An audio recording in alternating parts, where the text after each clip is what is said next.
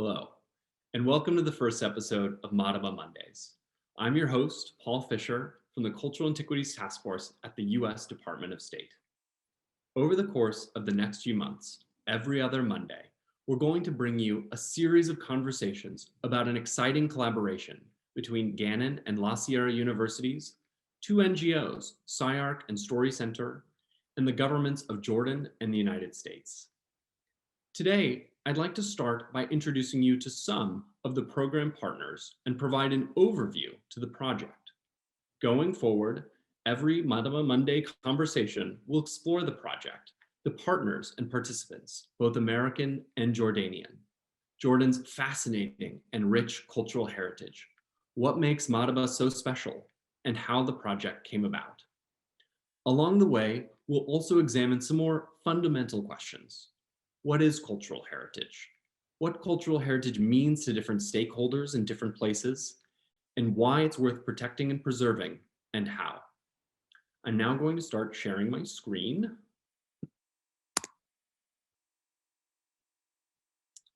Great. This project was made possible by the Cultural Antiquities Task Force, which is where I come in.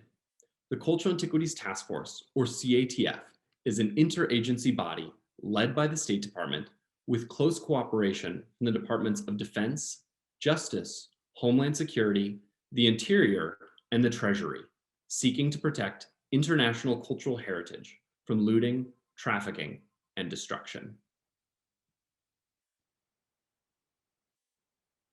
Since 2019, the CATF has supported inventory and storage upgrades at the Madaba Regional Archaeological Museum in collaboration with the Jordanian Ministry of Tourism and Antiquities and Gannon University.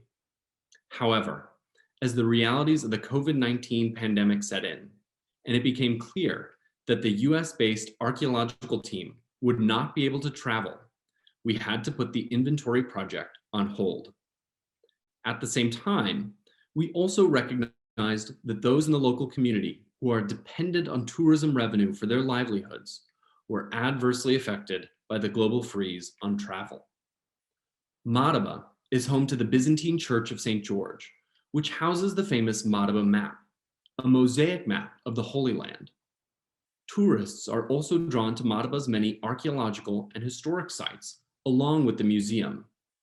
We'll be hearing from Doctors Doug Clark and Suzanne Richard from the Madaba Regional Archaeological Project in just a bit.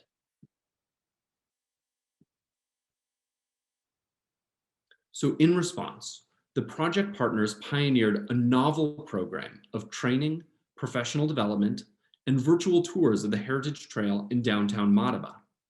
The US-based NGO CyArk conducted a remote training on photogrammetry and 3D modeling for 3 Jordanians from the American University of Madaba. These 2 students and faculty advisor learned by doing. CyArk trained them on how to use photogrammetry equipment, and they in turn went out and documented the Heritage Trail, archaeological parks, and St. George's Church. CyArk then took this documentation and turned it into 3D models. We'll also hear from Kacey Hadick from CyArk today. At the same time, the State Department's Office of English Language Programs provided English language classes to 3 Jordanian tour guides. Lindsay Durston will share her experiences today as the virtual English language fellow who worked with the tour guides. Additionally, another US NGO, Story Center, helped 6 Madaba residents, 3 men and 3 women, to tell their stories about how their contemporary lives relate to this ancient place. For example, Kacey al-Shawabaki talks about having breakfast with his father in downtown Madaba when he was 10 years old. Afterwards, they would explore the archaeological sites and historic areas. He describes going into St. George's Church and his father pointing out the Holy Land map. To this, young Kacey asked, "What's the Holy Land?" His father replied, "It's the land you're standing on now." Madaba's cultural heritage gives Kacey a sense of identity in the wider context of the Middle East and now he sells modern mosaics inspired by the ancient ones. Today, we'll be hearing from Amy Hill from Story Center. As of May 18th, 2021, in English or Arabic, you can explore Madaba for yourself, scrolling through the archaeological parks and church, accompanied by an in-depth audio tour and these stories of people who call Madaba and its living heritage home. The guided tour will be accompanied by a tipping system that can help tour guides who have lost their jobs during the pandemic. Protecting and preserving the living heritage of vibrant communities is critical to not just economic prosperity. Cultural heritage speaks to our identities as Jordanians and Americans, religious and ethnic pluralism and tolerance, and our shared human identity on a planet increasingly at risk from the forces of climate change and man-made disasters.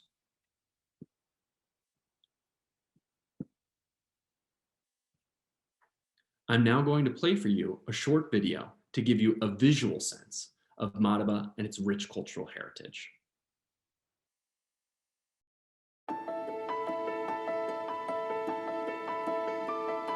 So Madaba is not just the city I was raised in. More than that, it is my connection to my heritage and ancestry. My name is Jude Anton-Paul. I am a fifth-year architectural student at AUM here in Madaba, Jordan. Madaba is actually an ancient town in Jordan. It's about 30 kilometers southwest of the capital, Amman. It's known for its vast contributions in history, mainly due to its colorful past. It was mentioned in the Bible, the Old Testament, and it has the oldest mosaic map of the whole land in the world, which makes it a magnet for tourism or anyone with a sense of curiosity. Before the year of COVID, or 2020, the city was a lively town. Restaurants was buzzing with music, tourists were walking down the streets, you can hear the children laughing. But now, after COVID has hit, it has been a nightmare. The town literally turned into a ghost town.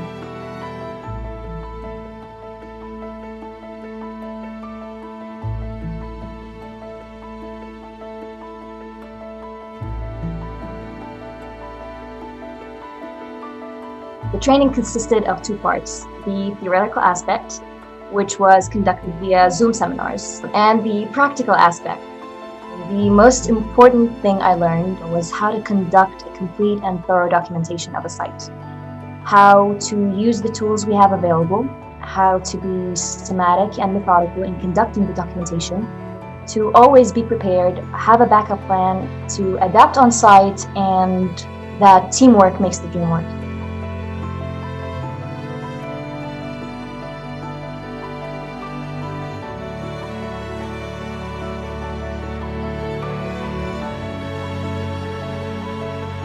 I hope that the experience they have while navigating the virtual terrain would actually encourage them to experience it in real life.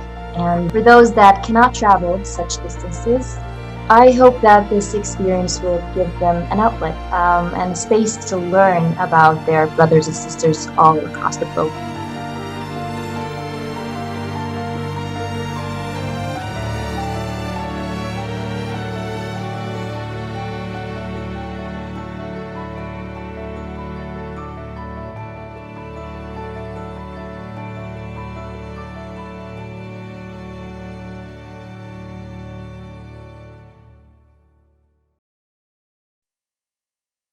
All right, wonderful.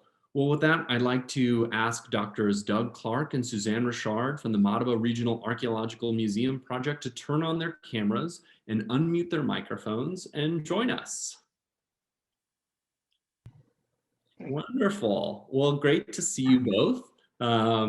So first of all, I'd like to start by asking each of you to, tell us a little bit about yourselves and what drew you to Madaba, and not just, well, Jordan broadly, but also Madaba specifically.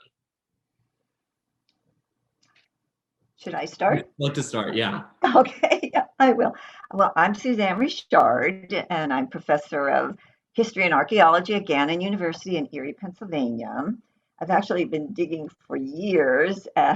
In fact, just to mention, I was the first American woman to receive a permit to dig in Jordan. So I go way back. But the site is Khirbet Iskander. It's an early Bronze Age site just south of Madaba. What else? I founded and I direct the Collins Institute for Archaeological Research, as well as the Archaeology Museum Gallery at Gannon University. And I am Doug Clark.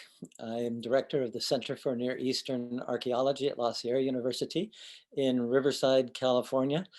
And Suzanne and I have worked together for decades. I first arrived in Jordan in 1973 to work at Tel Hasban, which is not too far from Madaba, actually. And in the process, came to know Jordanian culture, Jordanian hospitality, which is hard to beat anywhere, and also learned about archaeology. My interests began, and I think to some degree Suzanne's were like this too, with text and artifact. So we're excavating in the dirt, finding artifacts, finding architecture.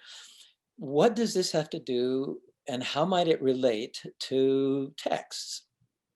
Especially for some of us, sacred texts like the Bible.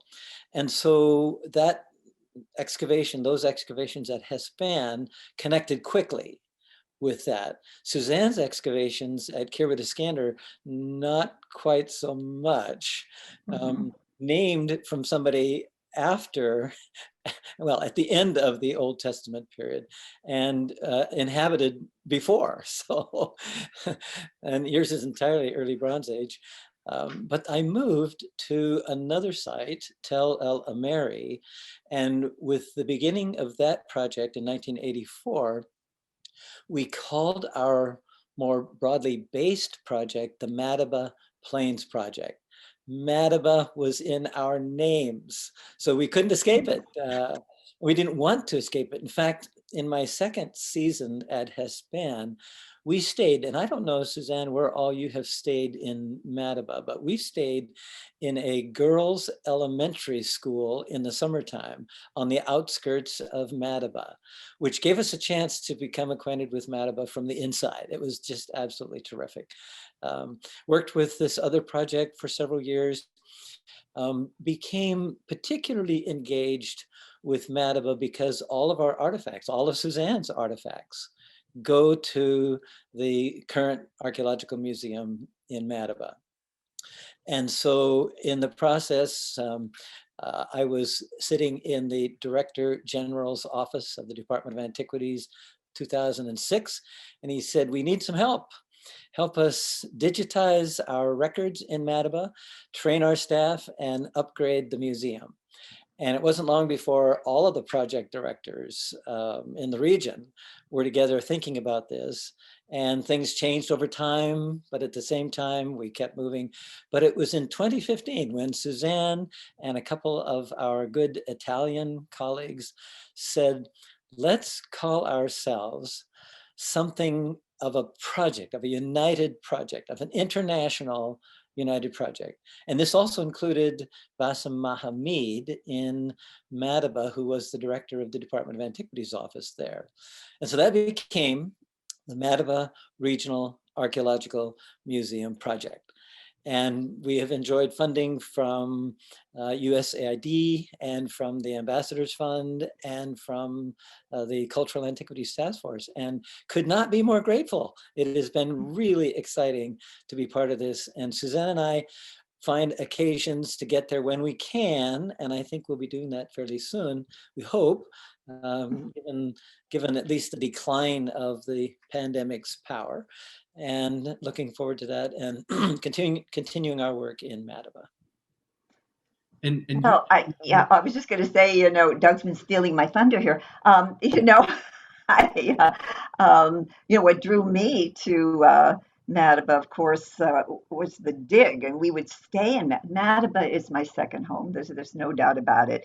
For the past 30 years, we've stayed in a hotel in Madaba, so I know it very well. I love the city. I love the people. But I must say, it was, as Doug said, in 2016, when the MRAMP project began, that I, became even more caring and committed to the city because of the museum project. But really, from that starting point, my career kind of changed in my research area and my work. And because of these projects, and thank you very much for the two CATF grants for two projects, basically, I became interested in cultural heritage preservation and community archaeology, which led to those other two projects, by the way. The first was, I think, you mentioned it, Paul, the storage facility that we're building in Madaba to house a very endangered artifactual collection. And the second, of course, is this project that we're talking about today. But Madaba, what can I say? I finished my dissertation, and basically I wanted to test my hypotheses on the early Bronze Age. And I was given a permit at a very young age, given a permit to dig at Iskander. And I'm still digging there along with these three projects that Doug and I are co-PIs of. It's almost, well, it's a fitting sort of funneling toward Madaba for both of us, Suzanne, you and me, because our work has been in the region of Madaba primarily, but now our attention is drawn to where our artifacts, our cultural, our material culture goes.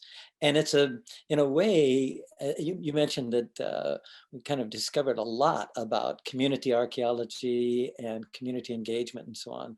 And what better way to pull together decades of our life's work in the region and to center it now in historic downtown Madaba. Well, speaking from the Cultural Heritage Center, which is the overarching office that includes both the Cultural Antiquities Task Force, the team that I'm on, as well as the grant program, Doug, that you mentioned, the Ambassadors Fund program, the Ambassadors Fund for Cultural Preservation. We're just, over the moon to be able to support you all. And, what's so rewarding from this conversation, and I know this was, something that was so critical for all of us in this project, we've been working on this now, this element of the project for over a year, is the really in-depth expertise of you two who have lived here. And Doug, you talked about the hospitality of Jordanians, which totally agree, unmatched. And living in a girls' school and over one dig. And Suzanne, you mentioned community archaeology. I mean, you just had this incredible reservoir of knowledge of who to talk to, who to handle this different piece. And it really made the project so much richer. There are a lot of archaeologists who work in various places around the Middle East. Our lives have been tied to Jordan, and there are certainly benefits to that. I mean, the people in government are people, some of whom we have trained. The current acting director of the Director General of the Department of Antiquities spent a couple of seasons with us. I don't know if he did at Iskander or not, Ahmed Ashami. And so we come to know that. We have been instrumental in training some of the people who are now teaching archaeology in Jordan. And so these are generational benefits to us.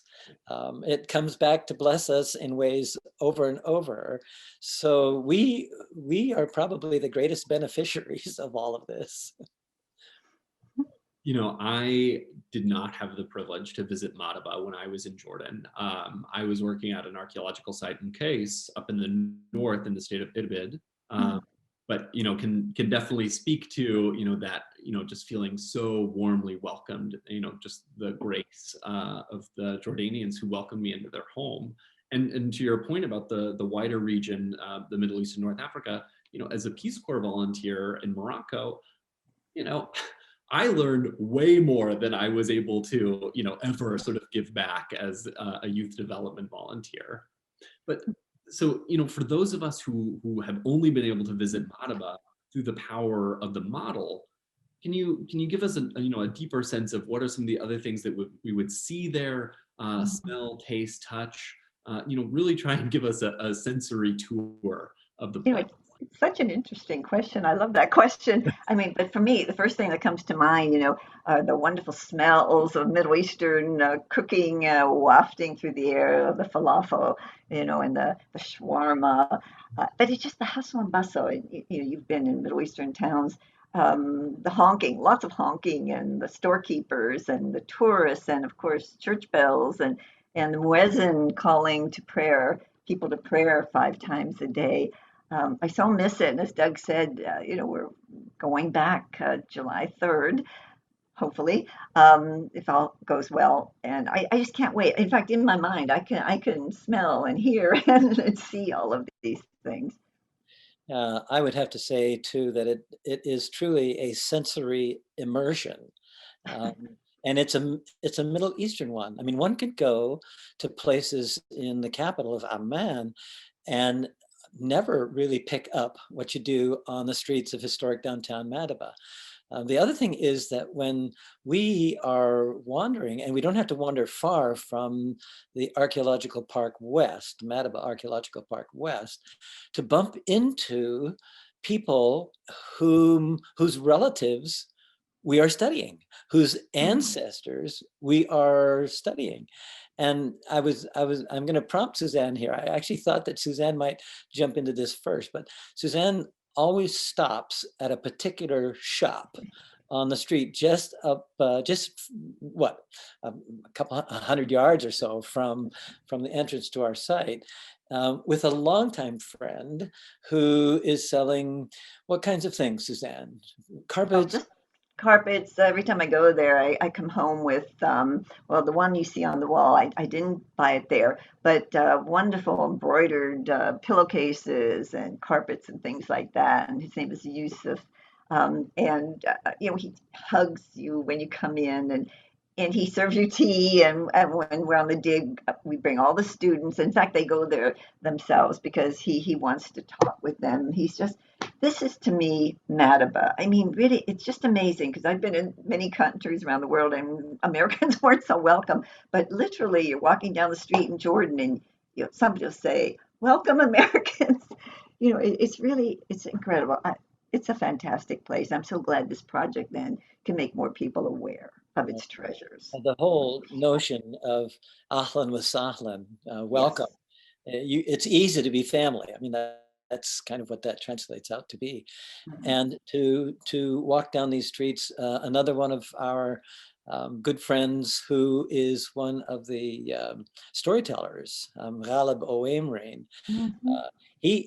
He's so much fun because he knows that typically Americans like American coffee, although I think Americans go to Jordan to get the added herbal flavors of cardamom and so on in their coffee. And tea, shai manana, tea with mint, you can't help but smell. This is part of the smells that Suzanne was talking about.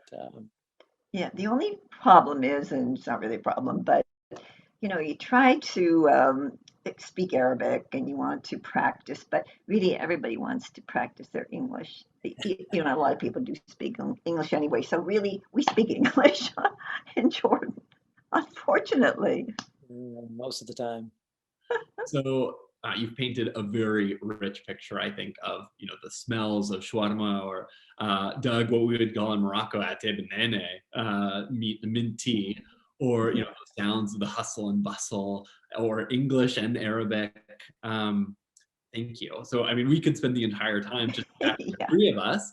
I'm going to ask you two to turn your cameras off and mute your microphones, and we'll bring Kacey on. Kacey, if you can turn on your camera and unmute yourself. Hey. Welcome. All right, so Kacey, I wanted to start by just asking you to introduce yourself and CyArk, and then, treat me like an idiot. What is photogrammetry? Sure. So hello, everyone. My name is Kacey Hadick, and I work as the Director of Conservation at CyArk, a nonprofit organization in the San Francisco Bay Area that uses 3D documentation of historic places to really empower communities to preserve and amplify diverse histories and foster connections. In over 18 years, we have experience documenting hundreds of sites all around the world. And personally, my background is also in archaeology. But I learned about CyArk around 5 years ago and joined the organization when I heard about another project that was going on in the Middle East.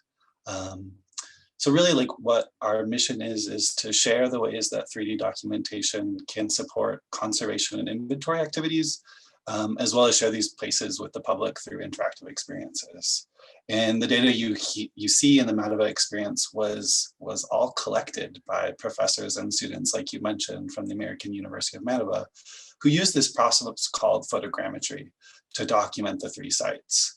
And to me, that's really one of the most exciting aspects of the project, was that all of the data, the stories were, and the 3D data as well, was produced by Jordanians who gave their time and shared their personal memories and experiences about their homes with us, and amidst a pandemic, no less. And so I think that really shows the success of this product, that we were able to complete a virtual training for these students and professors that were interested in learning new skills related to photogrammetry. And the result is the experience that we see, and that people all over the world don't have to travel. They can see this experience and learn more about these places and these people. And like Doug and Suzanne were saying, the ancestors of the people who live in Madaba today, who built these incredible places. And we learn so much about the history. And so to answer your question about photogrammetry, it's a process that uses thousands of overlapping images to generate these really accurate 3D models. You can do kind of any scale, whether it be kind of a site level scale, like what was done in this experience, or it could be done on a very small artifact as well. And so the participants from the American University of Madaba took many thousands, I want to say like 10,000 images of these 3 sites that are included as part of the experiences. And then they sent that data back to us, and we helped them process it in a specialized software that recognizes shared features between different photos. And then based on those shared features, it can generate a really accurate 3D model. And this model is true to life, and sometimes it's called the digital twin of a place. And that experience can be used in a virtual reality experience, or this kind of immersive experience that you see here today. So yeah, just really excited to see the results and have it available in both Arabic and English for the public. Yeah, I think that, the virtual tours, those audio tours, the stories, that they're both available for English or Arabic. I mean, it's such, I think it just makes the whole experience so much more enriching. And, that the students and the faculty from the American University of Madaba, I mean, they learned this very practical skill, photogrammetry, how to do photogrammetry. And, the hope certainly is that, this is something that they'll be able to continue to work at, because, I think, certainly we've all been in trainings, especially now during the pandemic, where, it's so far removed from, the real world application, because we're all, trapped at our desks, looking camera to camera. But, these students were then able to take that skill that they learned and then immediately put it into practice, documenting, Madaba, the archaeological sites, historic district, and St. George's Church. Yeah, I think that was something really exciting about the project, and that these students and actually faculty from the American University of Madaba, they came from backgrounds like engineering and architecture, where these skills that they learned can be brought into their practice in the future. And so I think the amazing thing though is that, like, it's not just for architects or engineers. Like, we do workshops all the time with people that maybe just are familiar with taking images with their cell phone cameras. And really what's so exciting today is that with the software, you can just use your cell phone camera or a very inexpensive standalone camera and get pretty incredible results that you can use in different applications. And for sure, it's really impressive. I'm really astounded with the American University of Madaba students and professors, because they planned that project out, and like the days and times coordinated on doing that. Not only the skills of doing the photogrammetry, but also just kind of completing it on it with a deadline. These are skills that can be applied into their work and future projects as well. And so then tell me, like, what did it take to then take some of those sensory inputs? Now, I guess photogrammetry is only dealing with the visual, so we have to sort of set aside, those descriptors of hustle and bustle, the smells of shawarma and mint tea that Suzanne and Doug described, to try and capture those other sensory inputs, those other visual inputs rather, that they were describing. What does that take? Yeah, I think like you're right. I think the photogrammetry is a process. You're capturing a point in time. So when the participants from the workshop went and did the documentation, that's the resulting 3D model that you'll get is from when they did the documentation. You're not going to be able to capture that hustle and bustle or even the sounds. And so what we use is a combination of audio, both maybe ambient audio that's collected there, or videos and interviews with people who can talk about the places. And so you kind of combine both those different types of multimedia within the 3D model, so that as you explore the space, you can hear from different kind of resonances of people talking about maybe the history or this particular mosaic. In this experience, we use like the expertise of 3 local tour guides, like you mentioned, to give us a tour as if we were there in person. But since we're not able to travel there, we walk through or virtually walk through this experience, and then learn about these different points of interest that you would typically stop on a tour in person. And so again, to kind of try and get at that, you're never gonna replicate exactly what it's like to be there. I can only imagine the smells and the feeling and the sounds that are kind of this full sensory experience. But we try and hint at that through the videos and other audio that we've collected as part of this experience.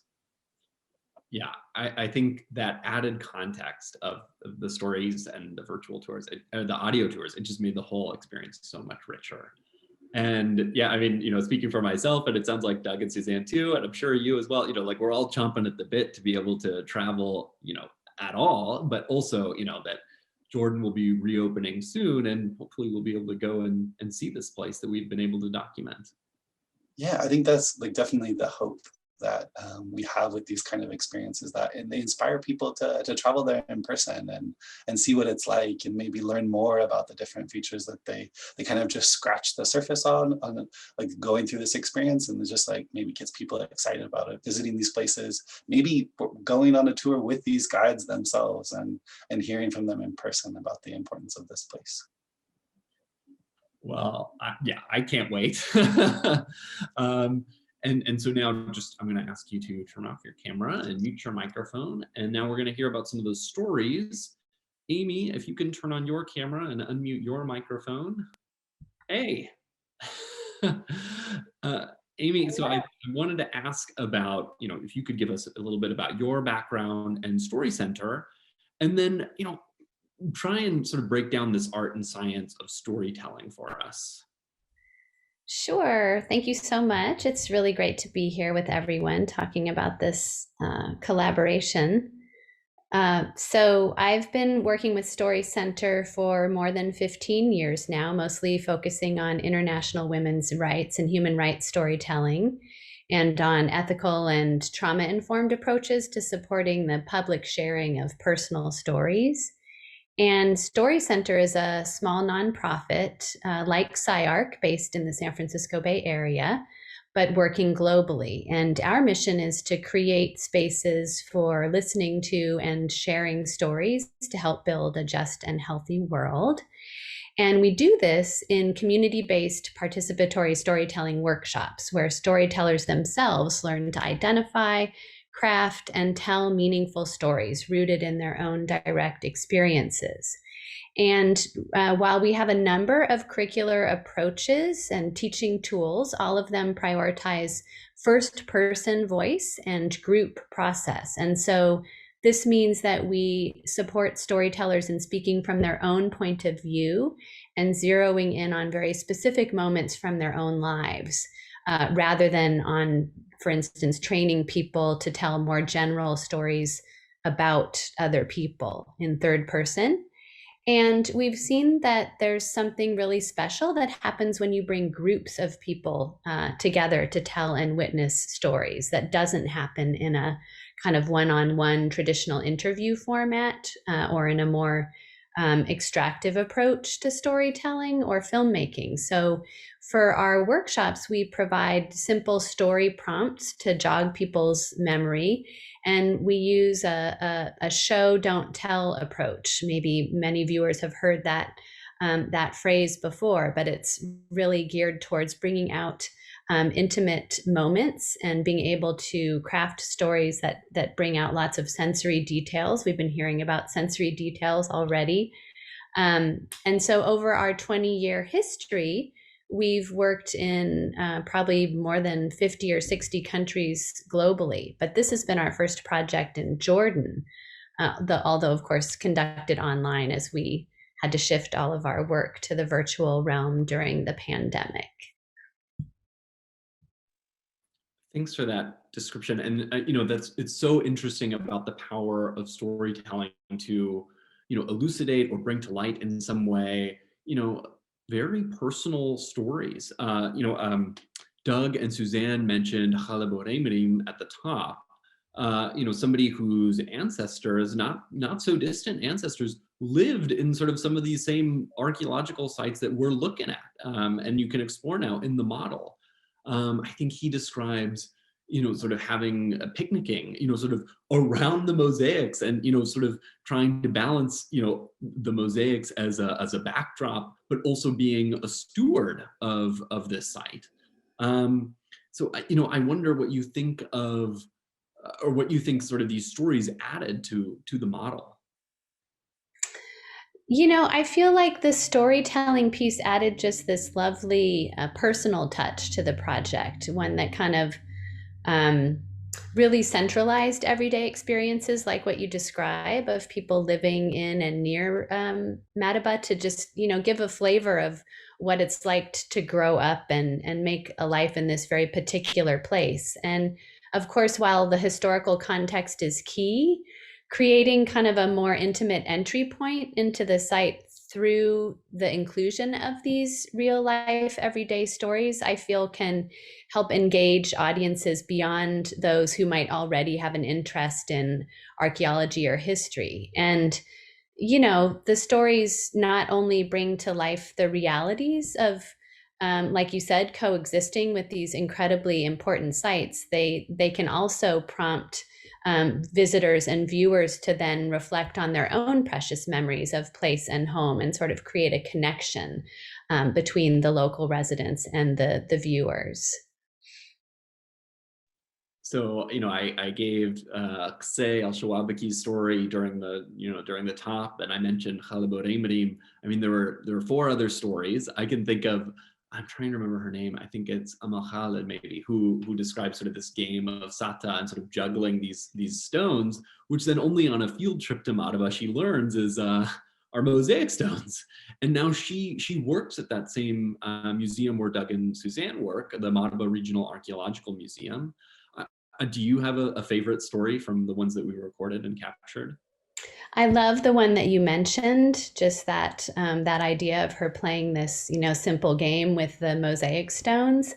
But one of the ones that I really find most powerful is the one told by Khaleb Owemri. I hope I didn't just butcher his surname there, but he was the one who was born on the site of the burnt palace in Madaba, which is featured in the virtual tour. And he talks about what it was like to grow up there. So I wanted to just quote a little bit from his story, if that's okay. And of course, I'm speaking English, but as Kacey had mentioned, the whole tour is in both English and Arabic. So he said, we lived in a couple of simple one-room houses built of clay and medium-sized stones. The roofs were made of some long pieces of wood and mud mixed with hay and twigs to prevent rainwater from coming in. And he says, the area held our small clan of 2 brothers, their wives, 10 children, and our sheep, goats, cows, and a horse. Around the buildings, the ground was and still is covered with colorful mosaics, beautiful illustrations of women, men, some animals like foxes and birds, some vine trees with green leaves and grapes and olive trees. And then he goes on to talk about what you started to describe as, the care that his family offered to the mosaic. So he says, the girls in our family used to clean the dirt off the mosaics to get the place ready for gatherings. I remember hearing the old women yelling, "Take care of the mosaic pieces, don't ruin them." Sundays were always a time for joy, food, and visits from relatives and friends. We used one of the mosaics as a kind of carpet with wool mattresses and cushions spread around it in a square-type arrangement. People sat and drank tea or black coffee and talked about the events of the week. After this happy time, the mosaic was covered again with dirt to keep it safe.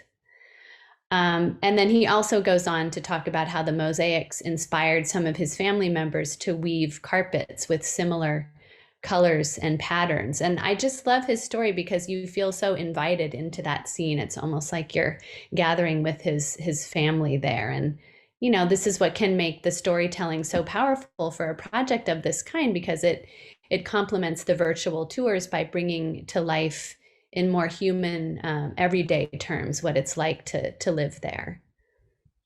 And that idea that the women in the family are making these carpets inspired by the ancient mosaics, or Kacey is making these mosaics, these contemporary mosaics inspired by the ancient ones.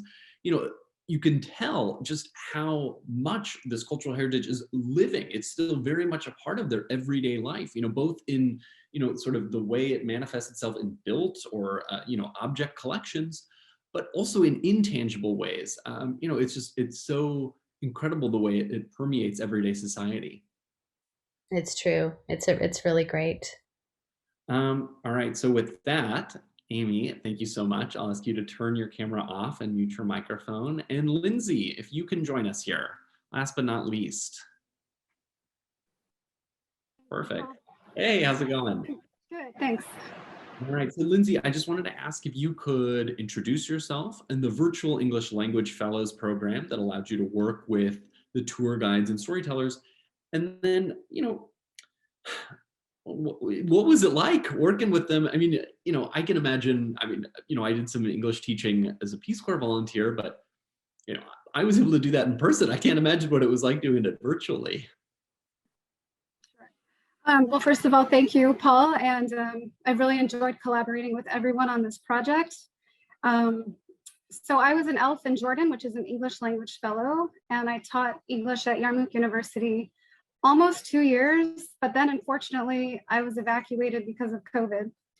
And I was so sad to be leaving the region. But thankfully, when I got back here, this VELF project opened up and I was able to stay connected with Jordan, which is really made me happy. And it's a virtual English language fellow, so you work obviously virtually. And this was a first for me. And Yarmouk University, that's not too far from where I was working in the north of the country, near Kacey in the state of Irbid.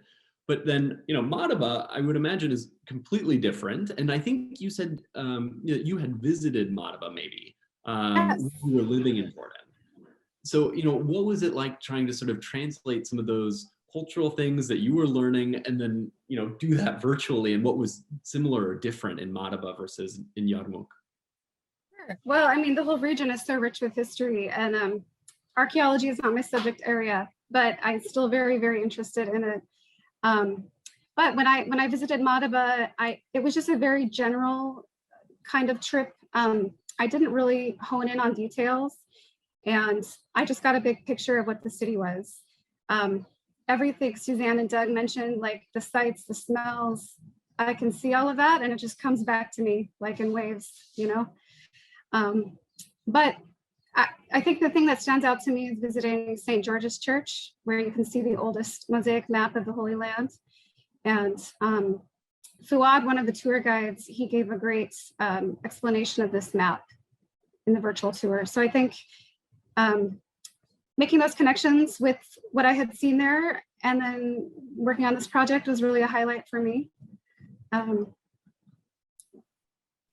Yeah. You know, that piece of the tour where Fouad is narrating sort of this exploration of St. George's Church. I mean, it adds so much to, you know, there have been several occasions subsequently where I have to sort of explain this project and I sort of, oh, let me pull up a Google image search of, you know, the mosaic map really quick. But, you know, it's the stories of Kacey or Fouad narrating the site. I mean, it just makes it really come to life, along with, you know, the descriptions that we get from Doug and Suzanne now. You know, it's such an incredible gift and privilege to be able to work with Jordanians, and you know, from the State Department's perspective, you know, what we're able to do, you know, through programs like the Cultural Antiquities Task Force or something like Fulbright or something like the Virtual English Language Fellows, you know, to Doug and Suzanne's point, you know, we just keep reaping the dividends, the benefits of, you know, these investments and collaborations. I'm wondering if you felt like you grew it all, or you sort of changed through this experience. I'm sorry, what was the question? If I wasn't particularly articulate. You know, just how you feel that, you know, you changed or grew through this project. Absolutely. I think the biggest thing was just learning more about the history. It was really such a joy to work with the tour guides and the storytellers. I loved just being able to connect with them one-on-one to hear their personal stories. I think this is very different from, you know, regular English teaching where you are delivering a lesson and you obviously have a large classroom, but this made it very personal for me, and I really enjoyed that aspect. And they told beautiful stories, crafted. Amy and I worked on these stories with them, and honestly, there was not a lot required of me in terms of English instruction. It was, they were very capable and very interesting to work with. Well, great. So with that, Lindsay, you can leave your camera and microphone on, and I'm going to ask everybody else, Doug, Suzanne, Kacey, Amy, to turn your cameras on and your microphones on. Hello, welcome back. So, you know, just as we're sort of wrapping up here, what I'd love to hear about are some of the challenges or the successes and rewards. You know, sort of, you know, pick up where Lindsay just left off. You know, what were some of those challenges, successes, and rewards that, you know, you all experienced? Well, I can speak to that because, and Doug can attest to this, doing a project like this remotely was very challenging. And in fact, the first month and a half, I told Doug, we're never going to make it. We're never going to finish this project because we couldn't even find any people. It was so hard. I mean, if we had been in Madaba, we would have found people right away. But we were relying on friends and emails, tons of emails back and forth and recommendations. But finally, you know, well, you've seen the project and hopefully everybody will. And we found such excellent people. I mean, so really, it was challenging, but basically it was very rewarding as well. And I think for myself, obviously it was a learning experience for me and high technology. It was great. But more than that, this is really the first project, I have to say, that I felt I was truly partnering with the community. And this is what archaeology and community archaeology is all about. It's not us going in there as directors and managers. You know, it's really being equal partners, working with, you know, stakeholders. And it's very gratifying to be able to do that. And I would add to that, Suzanne, thank you for laying that out. We do connect as archaeologists with small communities, especially people who come and work for us on our sites, but nothing like Madaba. I mean, the list of stakeholders, the list of types and categories of stakeholders is immense in Madaba, from government to local to family to merchants to business people to all, you know, and it's incredible because everybody among these stakeholders has some investment. And it's just been exciting to be part of it. And we created, this has been a bit of a challenge, but we actually ended up creating an advisory council made up of people from across those stakeholder types. And in person, that was extremely rich. Suzanne and I sat with this group just before the pandemic hit. This was like a couple of days before we had to leave Jordan. We've tried to do it since then, but the challenge is bandwidth, especially in a number of places in Jordan, and so we couldn't really do that. But I have to say that the rewards so far outweigh the challenges, given the further friends we developed, given the progress with all of this international collaboration. Yeah, I think maybe speaking from CyArk, I think the number of different stakeholders and groups, both that we worked with, like internationally remotely, and then like people in Jordan, I think that was logistically challenging. I think people have said that already, but I think like Amy, echoing what Amy said, it's like you get all these new perspectives and experiences that create a much richer experience. And I think while it was logistically challenging, I think it results in something that anyone, not just an archaeologist like Doug and Suzanne can engage with. I think these are personal stories, like Lindsay mentioned Fuad's story about the church. He got married in that church. He's a tour guide for Madaba, but he was married in that church, and he talks about that when you go on the tour. And I think that is what's so beautiful about this experience, is you do have all these different, you're talking to you're listening to tour guides, you're listening to community members, and you have this archaeological information as well. So it results in this much richer experience. And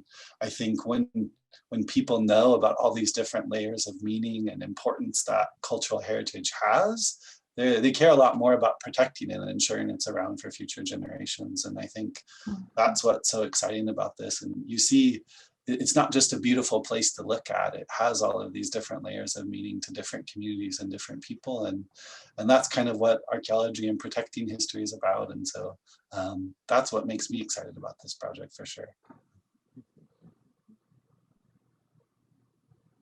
Yeah, from my end, I would just say, Suzanne, I'm surprised to hear you say that this felt sort of like the most community-based and collaborative piece of work that you've done, because clearly the foundation was so strongly there from your long history of relationships and beautiful work there.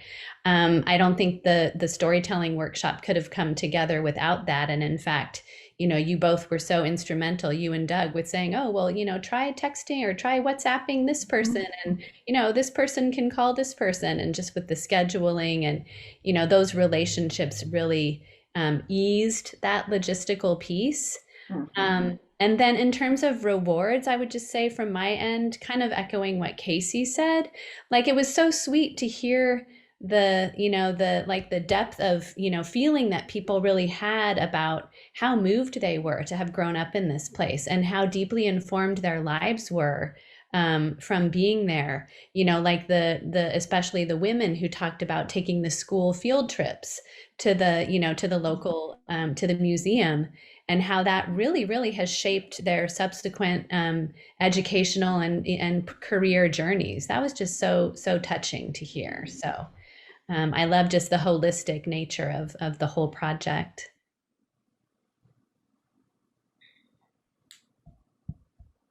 Lindsay, I don't know if you wanted to add anything else.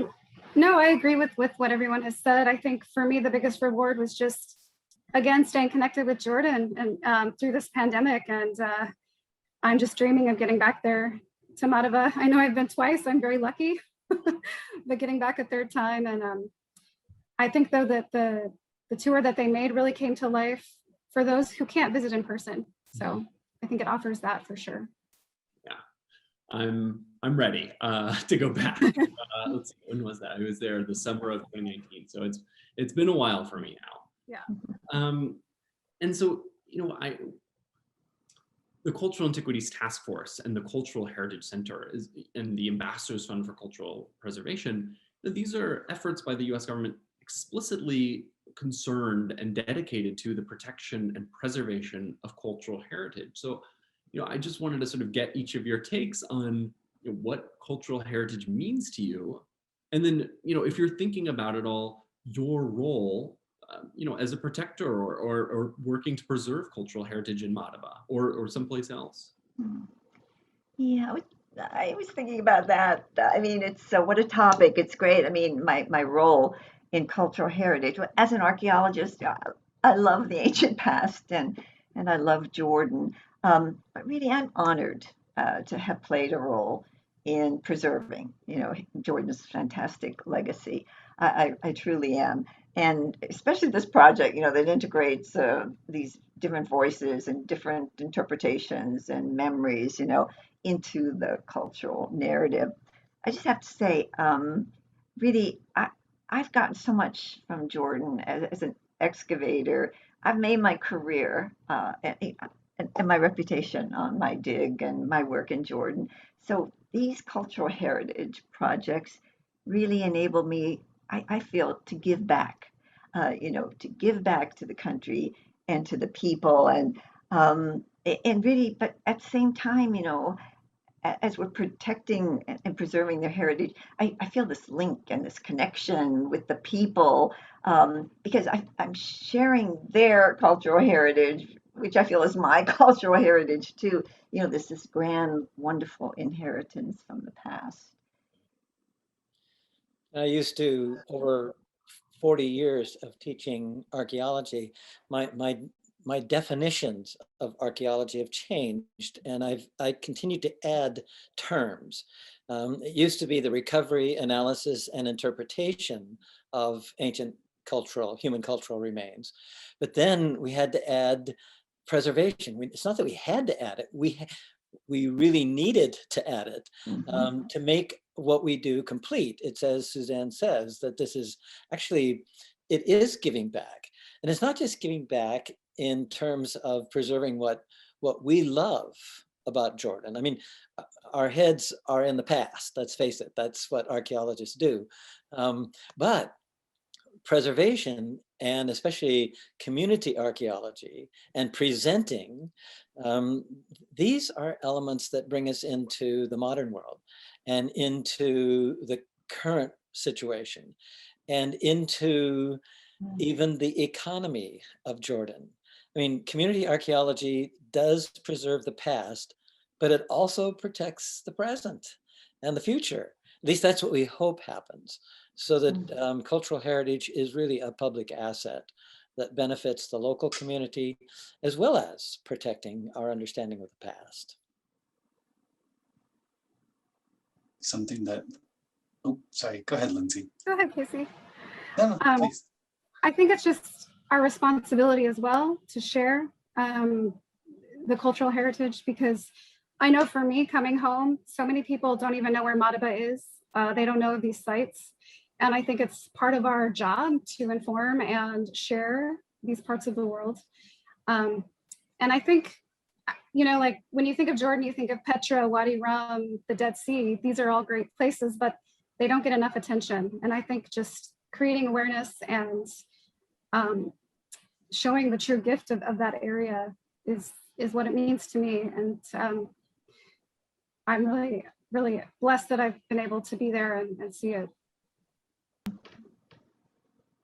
I think like something that from working on with these different communities and working with all these different stakeholders, something that for me is just like expanding my definition of what cultural heritage is. And like it is not just built heritage, there's so much more meaning. And I think especially being able to work with young people and the students from AUM was so exciting, and sharing the tools like Amy, we're a small nonprofit, and if we can like provide some new skills that can be used, I think like the impact of these new stewards, this next generation, empowering them with different skills, both in storytelling and in the documentation and preservation of these places, just kind of builds the impact, like enabling the next generation to do this work. And I think that's what excites me and makes me excited about working at CyArk, is being able to provide training and build capacity in different groups through these different kind of initiatives.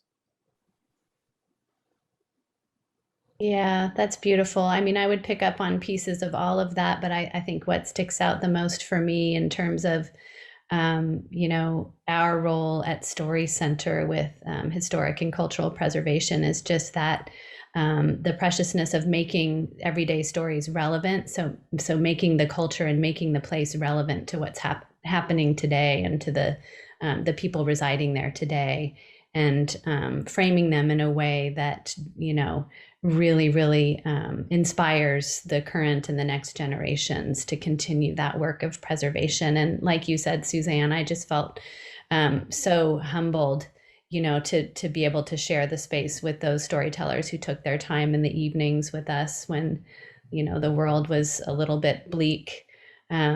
I mean, not that it's not still in many parts of the world, but it just felt like such a gift to be able to, you know, to do that work and to explore their stories.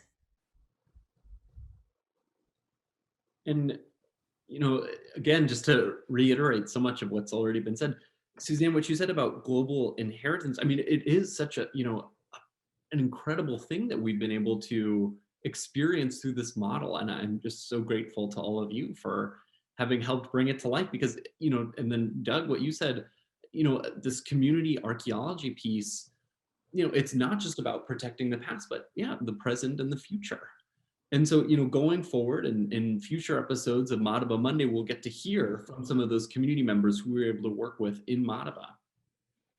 So thank you, Doug, Suzanne, Kacey, Amy, and Lindsay for joining us. Our next episode of Madaba Monday will premiere on June 28th, and we'll take a deep dive into Madaba and the Madaba region's rich cultural heritage. If you'd like to ask us a question, please leave it in the comments or in the linked Google form. Thanks again for listening and watching, and I hope you'll join us again next time. Bye-bye.